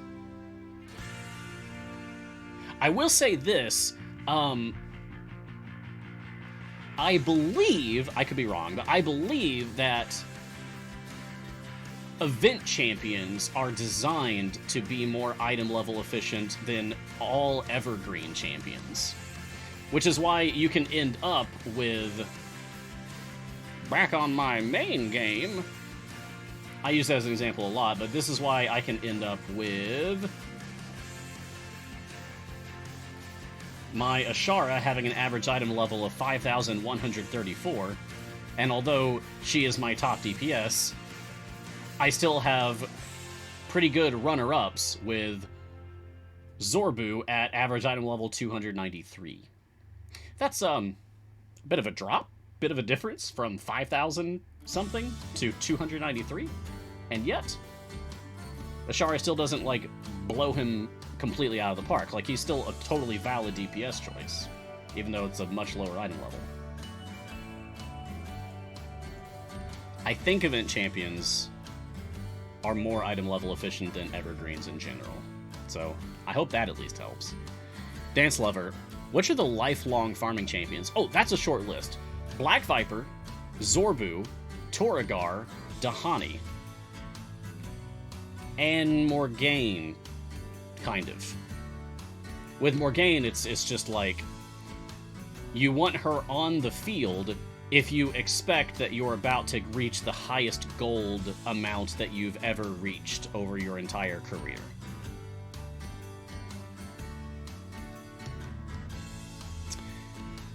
Connellan? Question. What champion achievements are the biggest pain to do in your opinion? Oh! That's fun! Okay. Okay. I like that. Okay, let's check it out. Let's just look at all achievements. So what champion specific achievements? Let's take a look at evergreens first. Easy.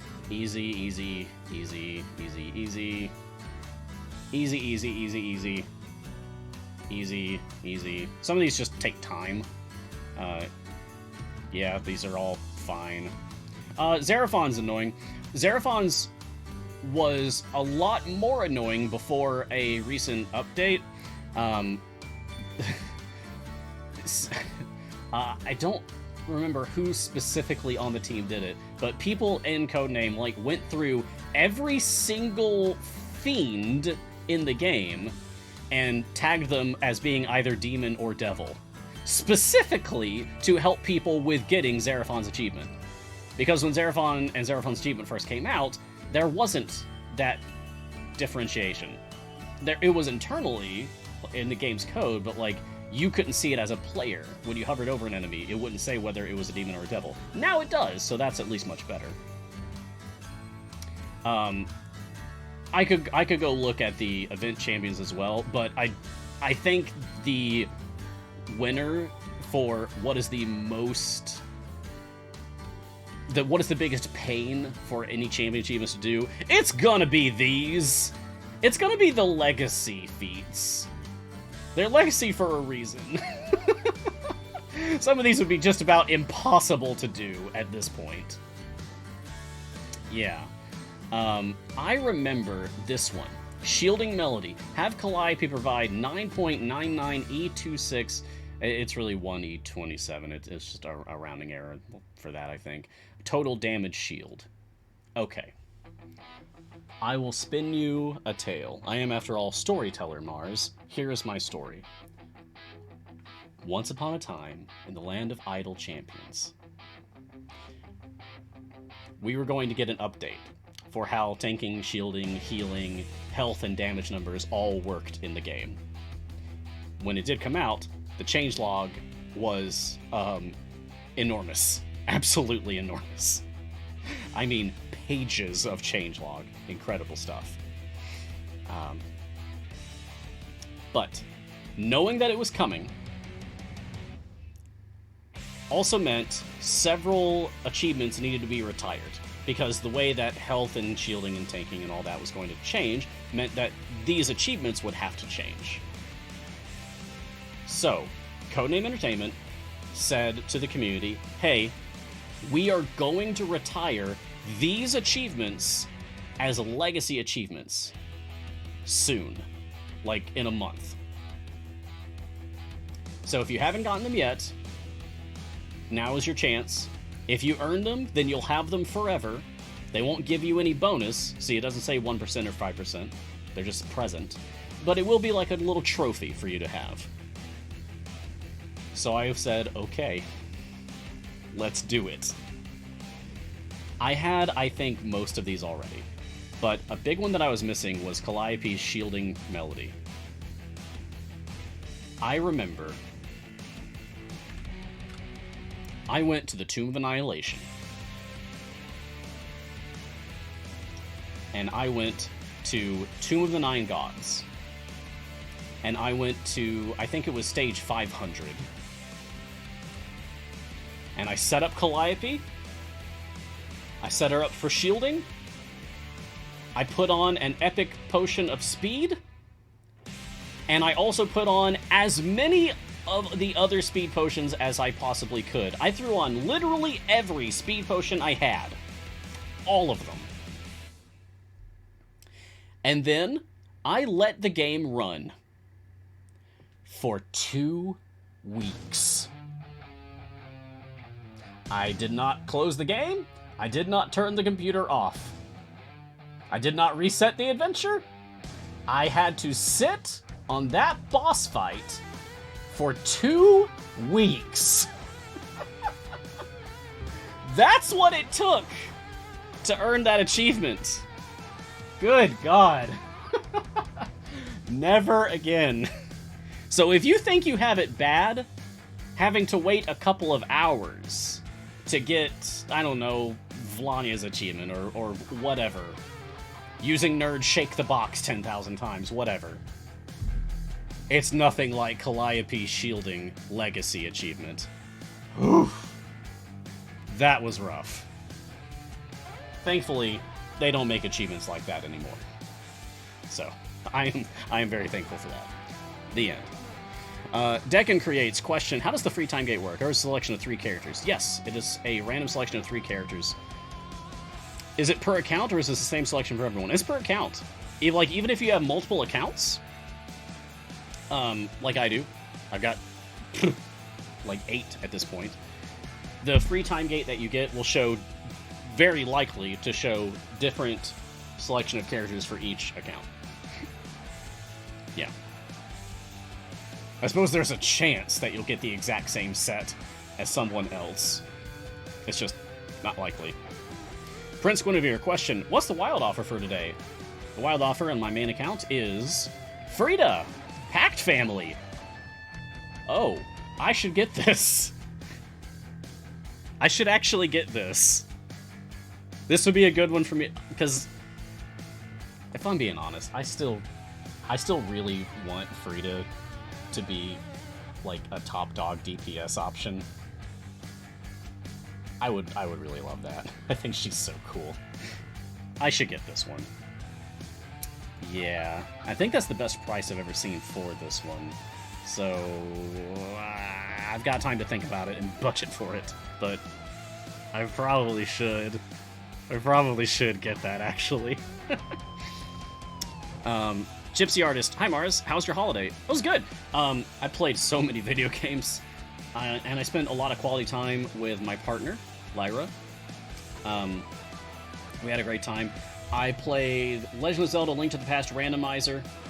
I played Prey. I played Inscription. And I played a heck of a lot of Animal Crossing New Horizons. But that's not new. I'm always playing a lot of Animal Crossing New Horizons. Specifically, I got into the DLC, the Happy Home Paradise. That has been a delight. I've been enjoying that very much. Also, tried a lot of fun food. Got a lot of sushi. I love sushi. It's my favorite food. KZooKid93. Question, when I open a chest and there's an item duplicated in one of my champions, this item evolution in the next rarity? Okay, let me parse this question. If you open a chest and you get a duplicate item of something you already have, if it is the same color tier, like this is a green, I already have green and I just pulled a white, then it's going to add item levels to it. If I open a chest and it's the exact same color, that's still going to add item levels. A white would add +1 item level, a green would add +2 item levels. Can I get an upgrade? Nope, that's +1 and +1. Can I get an upgrade? Can I get an upgrade? Nope. How about you, Electrums? You feel like being generous? No? How about you? No? Okay, well. So I can't easily show off an example right now.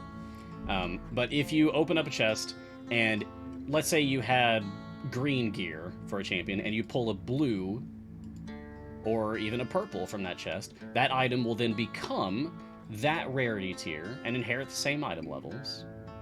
Like, you don't lose anything. But it's also not wasted if you pull the same color tier or lower, either. Nothing is ever wasted. Unless there's a very specific situation that is unlikely to occur, but it has hit people before, and it has affected me on several champions. And that is for a cooldown reduction shiny. That can cause a situation of wasted item levels. But that is the only thing. 99% of the time, stuff is not wasted. Boop. Oh, are we not actually killing this? Close, close, close, close. There we go. Get some upgrades while I'm at it. I should probably just reset this and go again, but I'm trying to get favor.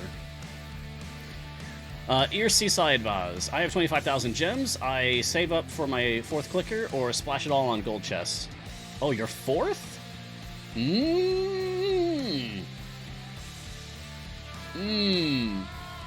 already have 3?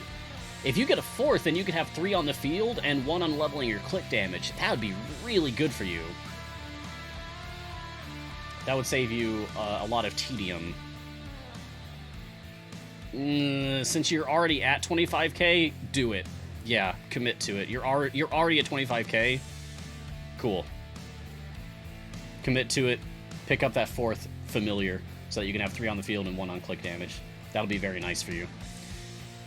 Cool Bond. Question. Think you could pivot to either Archon or Artemis, assuming Kron's not up as enough? Maybe. That might be a really good idea, actually. Yeah. Oh, you know what? I can't believe it took me this long to think of this. At the very least, we can take a break. Let's switch to another party. Because one thing that I do very much want to show off is the Azaka skin. Let's go to Cursed Farmer, because that's very appropriate. No patron. And I'm going to set up an Azaka gold farm team here. Hello, Farmer Azaka. Excellent. Okay, resist the curse. Let's put familiars away. Alright. Old Azaka had a farm, AZAKA. And on that farm she had some cursed cows, AZAKA.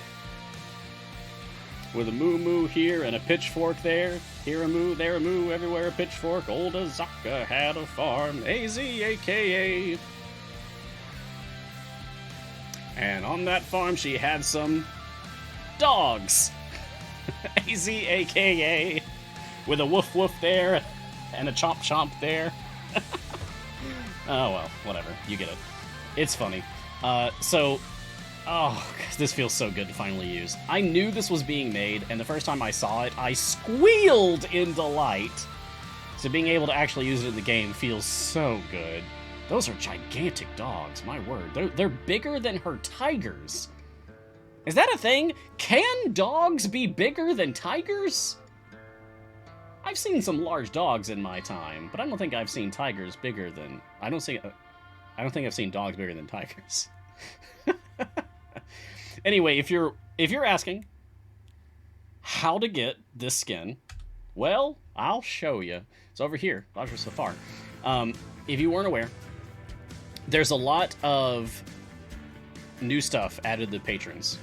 First of all, Tier 6 and 7 patron perks are now available for every patron, so get on that. Some of them are really good. If you're doing Trials of Mount Tiamat, Zerial Tier 6 and 7 Global. If you're farming chests, Vajra Tier 7 Global. If you're farming Time Gates, Mert Tier 7 Global. All very, very good stuff, though. And then there's new stuff in patron shops. So there's new skins, new golden epics, and new feats for every patron. You can get Mind Flayer Olcoria, for example. It's over here in Vajra that you can pick up Farmer Azaka. This is where you get Farmer Azaka. It's from Vajra's shop now. For Strahd, it's Vampire Dragonbait. And for Zerial, it's Hellrider Rhea. Yeah. Hellrider. But clearly the big winner here is Farmer Azaka. Because look at her! Look at how great this is! This makes me so happy. Even in the Were-Tiger form. Let's get the dogs back out here. For that matter, let's put a familiar on them so that they keep coming out. Oh, wow. This is great. I am seeing folks tell me that,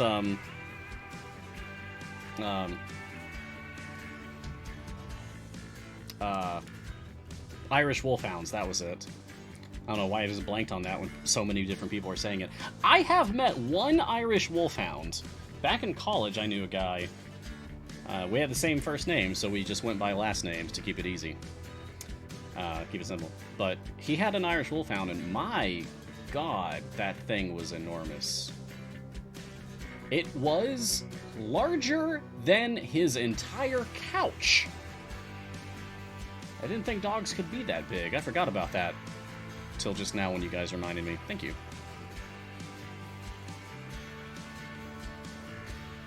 So yeah, Farmer Azaka. Ooh, ugh, I just noticed the attack. Oh, interesting. Watch closely here. Watch this attack animation closely. When she leaps out to attack something, sometimes she jabs it forward, and sometimes she plunges it down. That's so cool. Y'all, I'm a Dark Souls player. I love a good plunge attack.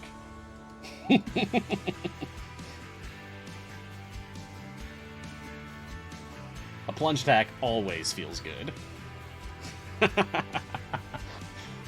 Yeah, that pitchfork plunge is brutal. Ugh. Oh, nice. Very nice.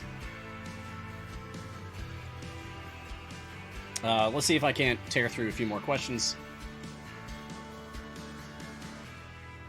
Oh, and Tibetan Mastiffs are being talked about in chat, too. Cool. Isn't that what Shadow Mastiffs, the D&D creature, is based off of? I think. Kagetora TS. What even is a Modron core, and how do you get said cores? So Modron cores are an element of the Modron automation game system, which comes packaged alongside the multi-adventure mode or multi-party mode system, which is over here. Once you get far enough into the game, it's not far, you'll have access to... Oh, I was looking at the wrong thing. I was already on my main account. You'll have access to this screen, but it won't look like this. It'll say, like, split the party, and that'll be a challenge adventure that you can play. Once you beat split the party, then you'll unlock the two game systems, Modron Automation and Multi-Party Mode. Multi-Party Mode allows you to literally use multiple adventuring parties in different adventures. Like, you can run multiple adventures at the same time. See, I've still got my lesson in classes for Mert back here, while I'm playing Curse Farmer Freeplay to show off the Azaka skin over here. It's great. So, this is already a useful system, being able to do multiple things at once, multitasking.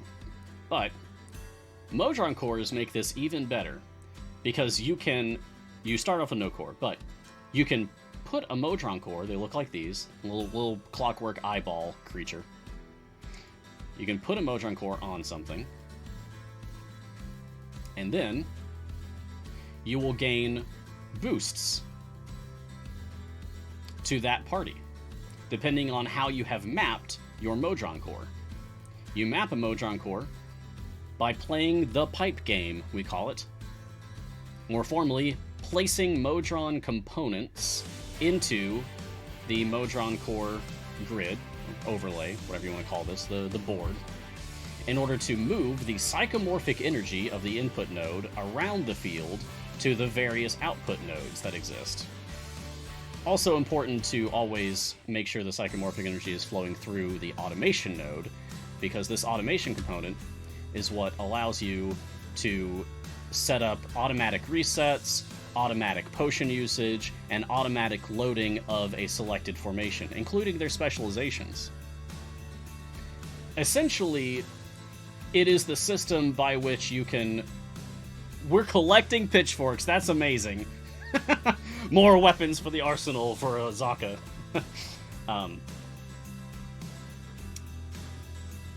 I lost my train of thought, I'm sorry. The pitchforks was very amusing to me. But, oh yeah. By unlocking Modron Automation, that's how you can really turn it into an idle game, truly. Because you can have it reset on its own at that point. And load the formation on its own. It's great. Alexander, question. Any thoughts on Rooibos tea? I used to hate it. Honest answer, I used to really hate it. I couldn't stand it. Did not like the stuff. Red tea, Rooibos. Now, I like certain kinds of Rooibos. A really good Rooibos that I like is Sweet Cinnamon Spice. from Kroger's Private Selections line. Sweet Cinnamon Spice is a rooibos tea that I really enjoy. Insomnia, best pickup in today's time gate for seat 11. I have Strix and Averin, trying to get more choice in that seat. So that's if you get lucky and get a seat 11, a slot 11 champion today. But if you already have Strix and Averin, Warden, followed by Nova, followed by Ariza, like that order. But yeah, get Warden. That would be my number one suggestion for slot 11. Foolish Genius, question, other than Magic Tank, is there any role you wish a new champion could fill? So many. Yes, absolutely, there are.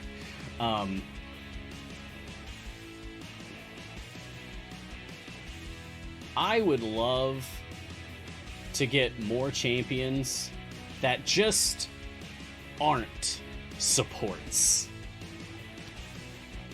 It's like 90% of the characters in the game have the support tag. So when you get one of those patron challenges that says, hey, clear 1,000 areas without any supports. Okay, I guess I just won't play with 90% of the characters in the game. Ugh. That's frustrating.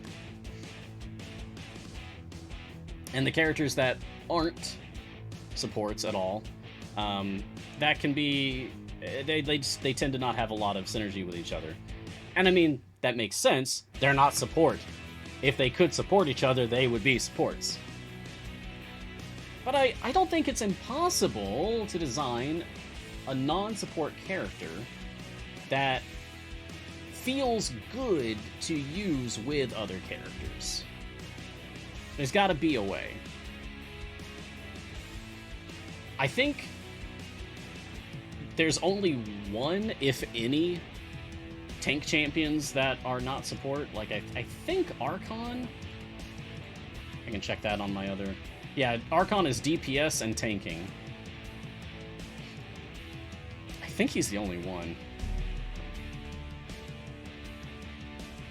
Yeah, Krond is a good example. Jamek Unyielding, that's great, yeah. So Krond, instead of, like, supporting others, Krond is supported by having other evil or high-strength champions in the formation.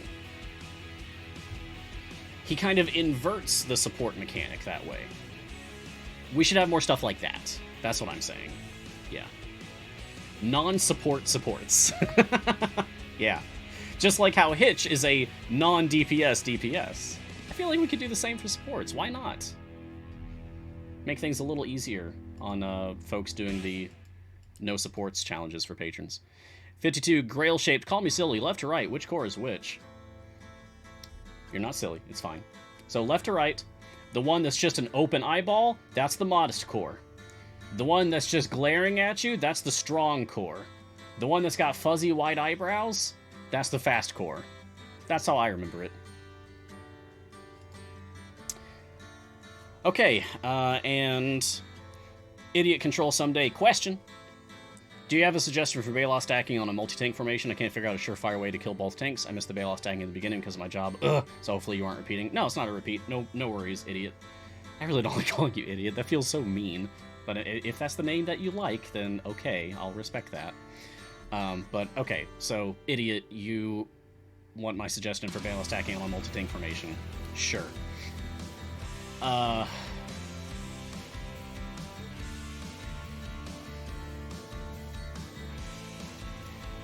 Figure out which of your tanks has the most survivability and do them first. Like, remove your other tanks from the game. Put them down on your bench them. And work on your most likely to survive being swarmed tank. And then your next most likely to survive. And then your next. Like, put them back in. Because you're doing a gamble here, but that's how I handle it. You gotta watch real carefully, though, because it might just come down to timing. And you're gonna be watching to see, to make sure that, like, the ones that are less likely to live that they die first. You could arrange it in such a way, maybe you have Calliope in a spot where she is shielding the ones that you want to stay alive, but not the one that you want to die, so that they have that extra survivability. And healers you could probably set up to be like that as well. Yeah. You might have to get clever with shielding and healing, but it is definitely possible. I am surprised that Azaka has managed to solo up to 20 so far. It's pretty impressive. Okay, we're going to end it there so that I can do my little outro. And I agree, Jamek, it is much harder to do Bailout stacking on times 10 speed. Yep. But okay. Thank you everyone for joining me for this episode of Mars Guiding Hand. I hope to see you all again next time. That will be Monday at 7 a.m. Pacific time, as normal. Remember, I'm on every day now. Check out all the other awesome shows that we have here on the CD Games Twitch channel. As a little catch-up to speed, what we got coming up. I believe Griddle Champions is actually postponed today due to travel, essentially. But we do have Garwar's Guide to Everything coming up at 2 p.m. Pacific time, so catch that. And you can follow Idle Champions on social media pretty much anywhere that you feel like catching us. We're all over the dang place, and that's a good thing, because, you know, more inclusive that way, reaching out to more people. Please join our community on the social media platform of choice. I like Discord, I like Reddit. Sometimes I'll check the Steam forums, but I'm a little afraid to step in there. There could be a lot of saltiness over on Steam. You can find me on Twitter at Ryan Blake Hall. But call me Mars, please. It is my preference. Thank you to Codename Entertainment. Thank you to my tireless mod today. That is our very own Lauren Urban, Oba Lauren. Thank you. And thank you everyone for watching. I hope I was able to help at least a handful of people. And wherever you are in the multiverse, be safe, be kind, make someone else smile today. Spread joy as much as you can in the world. And until next time, which is Monday, have a good weekend. Cheers.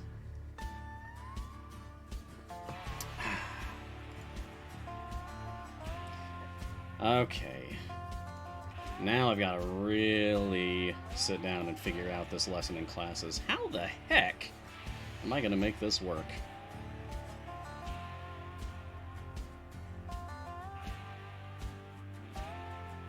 I don't know. I'm going to have to really study this. I may just have to even look sharp at all of my champions. Alright. That wasn't great. See ya!